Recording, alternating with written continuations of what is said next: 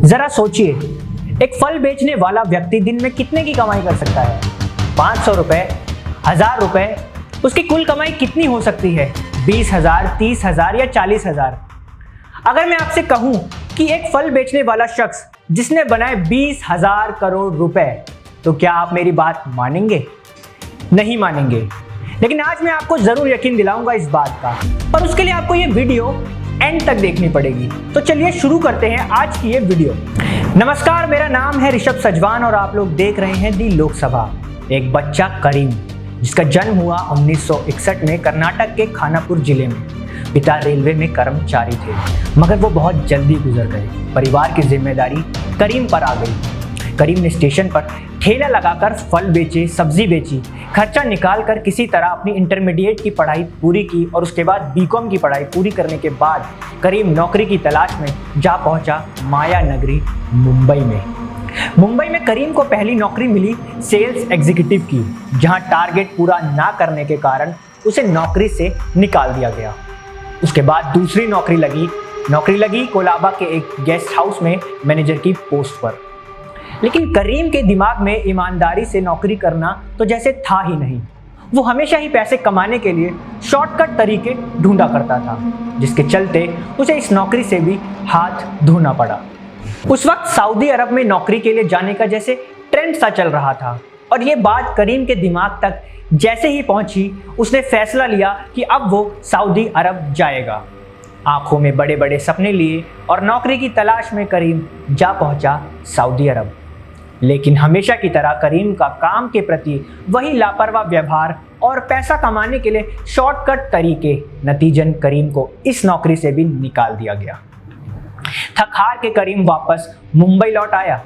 मुंबई आकर उसने travel agent का काम शुरू किया और यहाँ से शुरुआत हुई करीम के गैर कानूनी कारनामों की ये दास्तान। करीम ने एक ट्रैवल एजेंसी खोली। एजेंसी का नाम था अरेबियन मेट्रो ट्रेवल्स। इस एजेंसी के जरिए करीम उन लोगों की डॉक्यूमेंटेशन में मदद करता था जो गल्फ देशों में नौकरी करने के लिए जाना चाहते थे। करीम उनके लिए फ्रॉड डॉक्यूमेंट्स का इंतजाम करता था।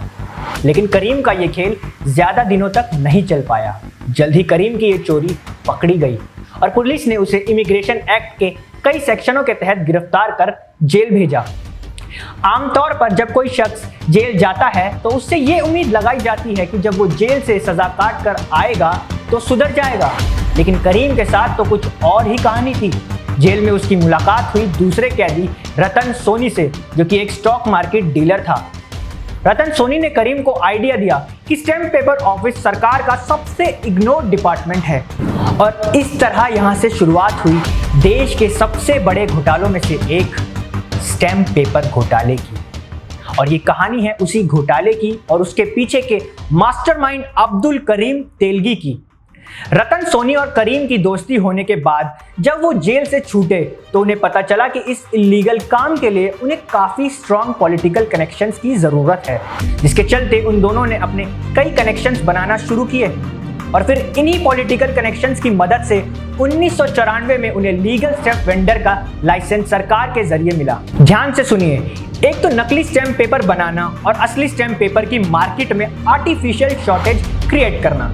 तो बस फिर क्या था, इन्हीं दो चीजों को आधार बनाकर करीम ने अपना बिजनेस आगे बढ़ाया। करीम और उसकी टीम ने बहुत सारी स्टैम्प पेपर की फेक कॉपीज बनाना शुरू किया, जैसे कि judicial court fee stamps, revenue stamps, special adhesive stamps, foreign bills, broker notes, insurance policies, share transfer certificates, insurance agency stamps और भी कई। करीम असली और नकली दोनों ही स्टैम्प पेपर को साथ में मिक्स करके मार्केट में बेचा करता था, और यहां तक कि करीम ने मार्केट में सरकारी कर्मचारियों की मदद से असली स्टैम्प पेपर्स की आर्टिफिशियल शॉर्टेज भी क्रिएट की। करीम ने करोड़ों रुपए के डॉक्यूमेंट्स को अलग अलग पतों पर डिस्पैच करवाया, जो कि असल में एग्जिस्ट ही नहीं करते थे, जिसके चलते मार्केट में असली स्टैम्प पेपर्स की कमी होने लग गई। और ऐसा करके करीम बड़े बड़े मुनाफे कमाने लगा, जिनसे उसने अपने कई और धंधों की शुरुआत की। लेकिन फिर रतन सोनी और अब्दुल करीम तेलगी की ये दोस्ती ज्यादा दिन तक नहीं चल पाई, और 1995 आते आते दोनों की आपसी लड़ाइयों की वजह से उनकी ये पार्टनरशिप टूट गई। जिसके चलते मुंबई पुलिस की नजर उन पर पड़ी और पुलिस ने उन्हें नकली स्टैम्प पेपर बनाने के केस में गिरफ्तार कर लिया और उसका लाइसेंस भी रद्द कर दिया। लेकिन करीम को बहुत अच्छे से ये बात पता थी कि अगर अच्छे पॉलिटिकल कनेक्शंस हो तो ऐसी मुश्किलों से आराम से बाहर निकला जा सकता है। करीम ने जल्द ही अपनी एक प्रिंटिंग प्रेस खोली, लेकिन एक समस्या थी प्रिंटिंग मशीन। और एक बार फिर करीम ने अपने कनेक्शंस का इस्तेमाल किया और कुछ सरकारी आदमियों के साथ मिलकर सरकारी मशीनों को खराब बताकर खुद के लिए ले लिया और नकली स्टैम्प पेपर प्रिंट करने का काम शुरू किया। देखते ही देखते करीम का ये धंधा अलग अलग राज्यों में फैलने लगा और 1990 आते आते करीम ने इन नकली स्टैम्प पेपर के जरिए करोड़ों रुपए कमा लिए और ये स्कैम 20,000 करोड़ रुपए तक जा पहुंचा, जो कि 1992 में हर्षद मेहता स्कैम से भी ज्यादा बड़ा स्कैम था। कहते हैं मुंबई के एक नाइट बार में एक डांसर थी तरन्नुम खान, जो कि बताया जाता है कि वही तेलगी की गर्लफ्रेंड भी थी। सूत्र बताते हैं कि इस लड़की पर एक बार तेलगी ने बार में डांस करते हुए 93 लाख रुपए से ज्यादा तक उड़ा दिए थे। वो कहते हैं ना, जो जितना तेजी से ऊपर जाता है उतनी ही तेजी से नीचे भी आता है। ठीक वही हुआ अब्दुल करीम तेलगी के साथ। इस स्कैम का पर्दाफाश तब हुआ जब पुलिस ने रैंडम चेकिंग के दौरान 2 ट्रांसपोर्टर्स को फर्जी स्टैम्प पेपर के साथ पकड़ा और उनसे पूछताछ में अब्दुल करीम तेलगी का नाम सामने आया और फिर 2001 में तेलगी को अजमेर से गिरफ्तार कर लिया गया। तेलगी से इन्वेस्टिगेशन के दौरान पुलिस को इस स्कैम की गंभीरता समझ आई और जिसकी तहकीकात के लिए स्पेशल इन्वेस्टिगेशन टीम का गठन किया गया, जिसका नाम था स्टैम्पिट।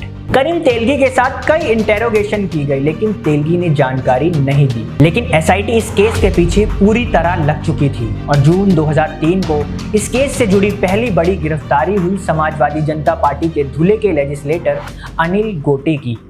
उसके बाद 1 दिसंबर 2003 को उस वक्त के मुंबई पुलिस के कमिश्नर RS शर्मा को भी उनके रिटायरमेंट के ठीक 1 दिन बाद गिरफ्तार किया गया। शर्मा पर आरोप था कि वो तेलगी को इस केस में बचाने की कोशिश कर रहे थे। धीरे धीरे एसआईटी ने इस केस से जुड़े 54 लोगों को गिरफ्तार किया, जिनमें 2 विधायक गोटे और कृष्णा शामिल थे। जब तेलगी का नार्को टेस्ट किया गया तो उसने 2 नामों का जिक्र किया, जिनके बाहर आते ही सबके होश उड़ गए। वो 2 नाम थे तब के केंद्र मंत्री और एनसीपी चीफ शरद पवार और महाराष्ट्र के पूर्व उप मुख्यमंत्री छगन भुजबल। हालांकि पवार और भुजबल दोनों ने ही इन आरोपों को बेबुनियाद बताया और कहा, अगर पुलिस पूछताछ करना चाहती है तो वो भी कर सकती है, हम तैयार हैं। उसके बाद तेलगी ने भी नार्को टेस्ट में अपने इस बयान को झूठा और गलत बताया और कहा, मेरा उनसे कोई नहीं है। 2004 में इस केस को सीबीआई को सौंप दिया गया। एसआईटी को लीड कर रहे एसएस पुरी ने बताया कि हमने जितने भी आरोप लगाए सभी को तेलगी ने खुद कबूल किया। उसने किसी भी आरोप को चैलेंज नहीं किया। वो एक बहुत बुद्धिमान व्यक्ति है। ये स्कैम सिर्फ हमारे सिस्टम की खामियों को दर्शाता है।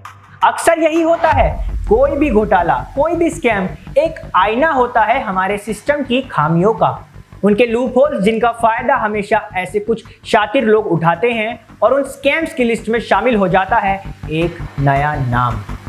2007 में तेलगी को इस घोटाले में दोषी पाया गया और उसे 30 साल की सजा सुनाई गई और उसके साथ साथ उस पर 202 करोड़ रुपए का फाइन भी लगाया गया। तो इस तरह से ये स्कैम खत्म हुआ। जी नहीं, भूलिए मत, ये हमारे देश का सिस्टम है। यहाँ दोषी पाए जाने के बाद भी तेलगी जेल के अंदर से अपना बिजनेस को चलाता रहा। दरअसल जेल के अंदर से ही एक पुलिस वाले ने तेलगी को एक मोबाइल फोन मुहैया करवाया, जिसके जरिए तेलगी जेल के अंदर से ही अपने बिजनेस को चलाता रहा। इस बात का खुलासा किया तेलगी के ही एक आदमी ने, जिसे पुलिस ने 2002 में हिरासत में लिया था। जब तक तेलगी का नंबर सर्विलेंस पर रखा जाता, उससे पहले ही तेलगी ने सिम बदल दिया था। उसके बाद 23 अक्टूबर 2017 में मल्टीपल ऑर्गन फेलियर के कारण तेलगी की जेल के अंदर ही मौत हो गई। तो ये थी कहानी उस फल बेचने वाले बच्चे की, जिसने सिस्टम के कमजोर ढांचों का इस्तेमाल करके 20,000 करोड़ के घोटाले को अंजाम दिया। वीडियो पसंद आई हो तो लाइक कीजिए, शेयर कीजिए, चैनल को सब्सक्राइब जरूर कीजिए। अपना कोई सुझाव हो तो कमेंट सेक्शन में जरूर लिखिएगा। मिलूंगा अगली वीडियो में, तब तक के लिए देखते रहिए दी लोकसभा।